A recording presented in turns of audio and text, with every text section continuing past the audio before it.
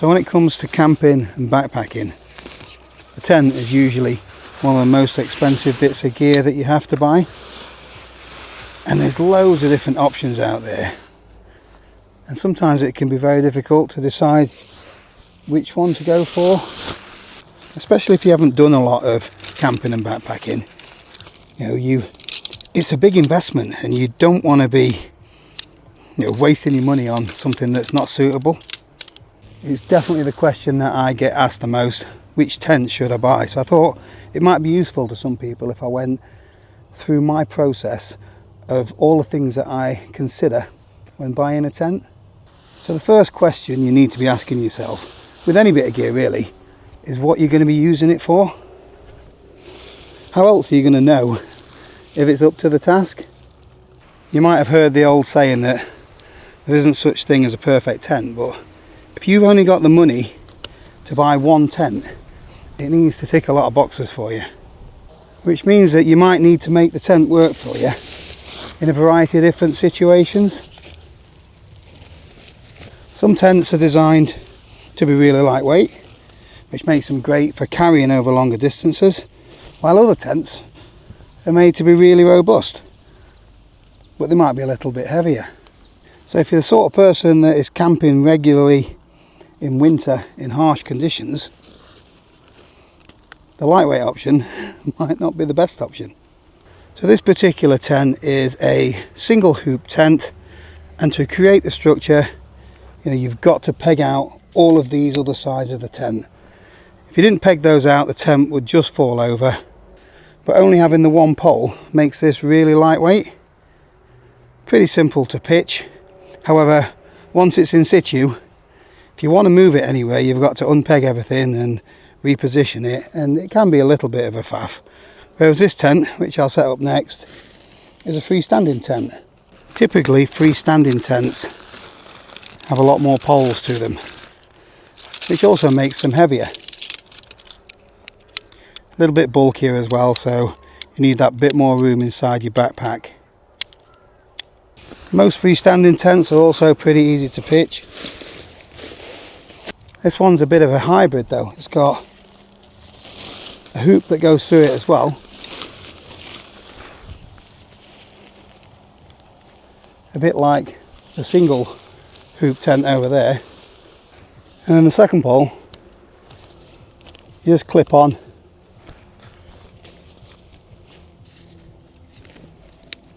And that is creating your structure without any pegs. So if there was no wind at all, or you had to pitch up in a really rocky area where you couldn't get pegs in, or on a beach, then this tent would be great. Another bonus or benefit from having a freestanding tent is that if you're pitched in an area that is not flat, or there's a rock sticking out the ground in your sleeping area, you can just pick the tent up, just move it to somewhere flatter or more suitable. It's a little bit more versatile. With all styles of tents, if you can't get your pegs in, you could always put rocks over put a peg on there and then a rock on top. Same on the non-freestanding tents. It is possible and doable, but it's much easier with a freestanding tent in those situations. So I'm the kind of hiker that uses trekking poles on his longer distance walks, which means that I can always get away with a trekking pole tent. So I don't have to carry heavy tent poles like this one. When I say heavy, might be a few hundred grams. So this tent I think is around 700 grams, whereas the freestanding tent's 1.6 kilos, something like that. But I have got to factor in the weight of the trekking poles, which probably makes them equal weight. But if I'm using trekking poles anyway, then this really is a consideration. So I like to use a trekking pole tent when I'm doing long distance hikes. This is the tent I used on the Cumbria Way. So this one's probably the easiest of the three to pitch. Basically all you do is peg out the corners into a rectangle.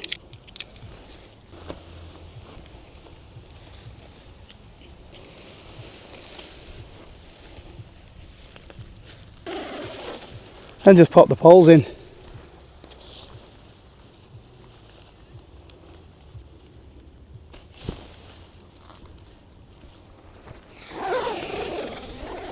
although this one isn't freestanding, you can pitch it up with just 4 pegs. If you want belts and braces, if it's a little bit windier, there are other guy out points as well. So that's another thing to consider, the conditions that you're going to be camping in. So if it's going to be windy, you can camp in all of these tents.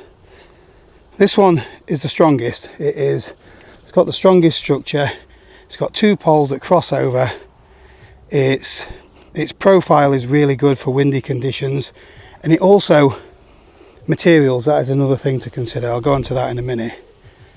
But if you're going to be pitching in windy conditions, then you just have to be sensible about where you pitch your tent.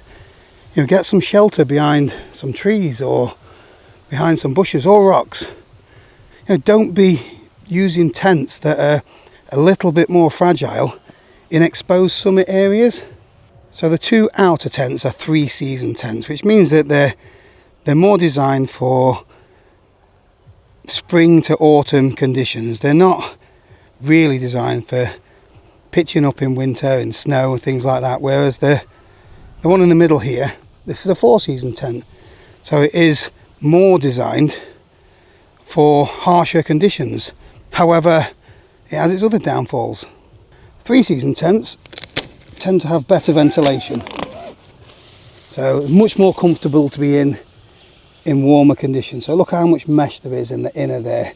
Also, you'll be able to see that there's gaps for ventilation under here. You can open flaps at the top for ventilation.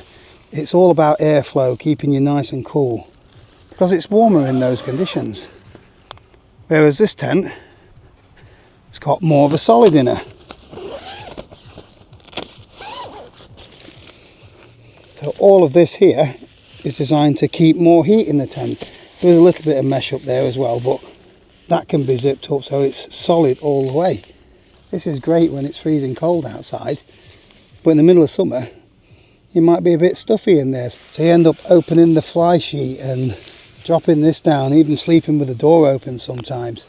It's all workable, but some tools are better at doing certain things.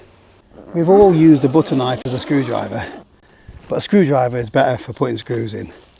So all of these tents are 1-person tents. I prefer a 1-person tent. It's just personal preference, but you don't get as much room inside. Needs a hoover. This one's quite spacious for a 1-person tent, and it's got 2 vestibules or porches, whatever you want to call them.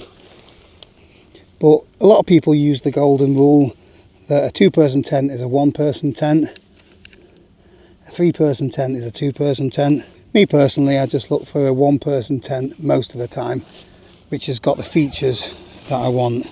So tents come in a variety of different materials as well. So this particular one is silicone coated both sides.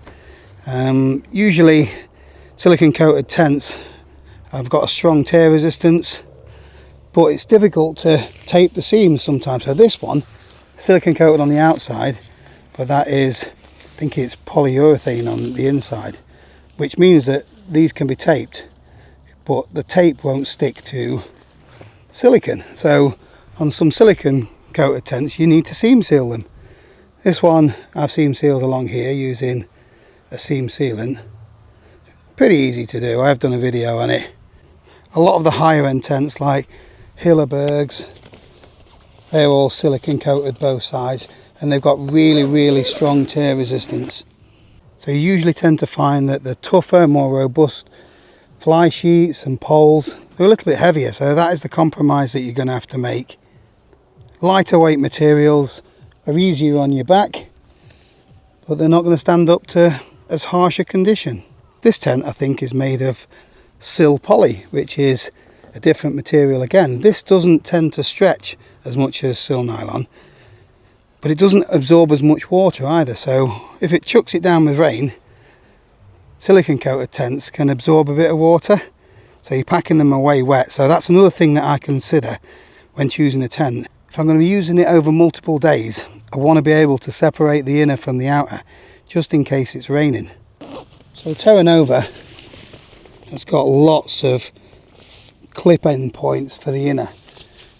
It takes a little bit longer to dismantle if you want to separate the inner and the outer than the Durston tent does. It's a couple of clips at the top. This one here just to give me a little bit more room, and then there's one in each corner. So if I'm packing away in the rain and keep my inner tent and outer tent separate, which means when I get in it later on the next night, everything's nice and dry. Inside anyway, where it matters. Obviously the price of a tent is something that you need to consider as well. So I would really love to have the pro version of this tent. But I think it's around $600 or $700, and then I've got a little bit of import duty. Grasshopper. And all it's doing, it's the same tent, but it's saving me probably around 300 grams in weight. And I can't really justify it, to be honest with you. I'm quite fortunate that this has been my job, and I've been able to get some of these tents for free, and the others have been business expenses to make specific videos for. But most people can only afford one tent, and they've got to make sure that they choose the right one for them. So if I was to only have one tent, my checklist would include things like, am I just going to be camping by myself in this tent? If so, I can get away with either a one-person tent or a two-person tent if I want a little bit of extra space to get all of my gear inside it. Each of these tents has got room to store your gear, but it's in the vestibule area really. You can get a few bits in with you inside the main area, but you're not getting your boots and backpack in there. Also, when it comes to room inside, you know, if you're going to be camping in colder months, you're not going to have a lot of daylight. So you're going to be spending sometimes 14, 16 hours inside your tent. So you might need that little bit of extra space. Let me show you in here. So although this tent is fine for me, and I'm used to being in enclosed spaces like this, there's not a huge amount of room in here. If you're going to be in here for 14 hours, some people, it's going to be too cramped. I've got room to sit, store some gear, cook my food, but there's not loads of headroom either. You know, some tents are longer than others, some have got more space than others. I've been using the Hilleberg Unna because it's a one-person tent, but it's got more space. It's like a 1.5 person tent really, so it's great for those cold winter months when you need a bit more room inside. Not that I'm suggesting you buy a Hilleberg though, they are great, but they are ridiculously expensive. There's a little bit more room inside this tent. This has also got 2 doorways, which is great. So one entrance can be storing my wet gear, and then we've got another one in here where we can be cooking a little bit, something like that. So although this is the solid inner, you can get these in a mesh inner as well. So it is even more suited to summer conditions. I got the solid inner because the UK tends to be wet and cold. But this tent's got a bit more headroom in it, a little bit more floor space, definitely more storage areas out here, but you can see the gaps underneath. In colder months you're going to get cold drafts through here, and it'll be much colder than in the Terra Nova. I think you can start and see why people say there's no such thing as the perfect tent. It is ideal if you've got one for pre-season use or warmer weather, and then one for the colder, wetter, windier months. So the biggest mistakes that I've made when it comes to buying tents is not specifying exactly what I'm going to be using it for, and not doing enough research to see if it suits me. It's easy to see an advertisement or a YouTube video and think, that looks great, I need that. But now I look at lots of different reviews, get as much information as I can. This Durston tent has recently won a prestigious award, best backpacking tent I believe, and it's got to have something about it to be winning those kind of awards. So what kind of conditions am I going to be using the tent in? Is it going to be in really windy conditions? The strength of the poles and the materials do make a difference. Some manufacturers wind test their tents to destruction really. You look at some of the Hilleberg and the Robins tents, they're wind tested as well. Check out some of the Nordis tents and videos on YouTube, seeing how these sort of things perform in different conditions. How waterproof is a tent going to be? So there's something called hydrostatic head. This one is on the lower end of the scale, and although I've not had any problems and it is fully waterproof, some have got greater waterproofing on them than others. How easy is it going to be to set up? How many pegs do I need? How much is the tent going to weigh? Am I okay for carrying it over longer distances? You don't have to have the lightest weight tents to do longer distance hikes. It just makes it that little bit easier. All this ultra lightweight stuff is just a modern thing really. People have been trekking with canvas tents for decades. How much the tent weighs isn't the be all and end all. And obviously you've got to think about your budget.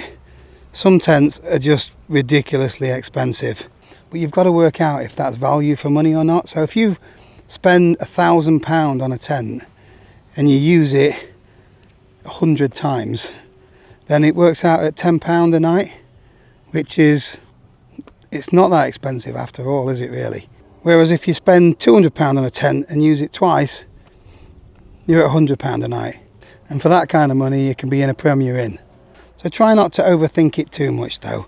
At the end of the day, all of these things are just some kind of metal pole and a bit of nylon. It's nothing too complicated. If you choose your conditions for camping, so if you go on nice days when it's not so windy, any of these tents are just going to do you fine, and you're going to go out and you're going to have a wonderful time. But if you're going to be camping in harsher conditions, you may need something that's a little bit more robust. But you don't have to jump into that straight away. Work your way up. And although it's nice to test yourself every now and again, it's not really that enjoyable. Getting battered and beat up all night, not getting any sleep. You're much better off camping in this. All of these tents, by the way, pitch outer and inner at the same time, or outer pitch only, which is great for UK conditions when it's raining. It just keeps your inner dry. But you can also buy tents that are inner pitch first. So you would pitch your poles over the inner section of the tent, and then you throw your fly sheet over the top. I haven't brought one of those with me today. They do have added benefits of being able to just pitch the inner tent when the conditions are gorgeous and you just want to stare at the stars all night. But if it's raining when you need to set your tent up, you might get a little bit of water in your inner tent. Again, it's one of those compromises that you've got to consider. So I hope this video helps some of you out. Thanks for watching. I'll see you tomorrow.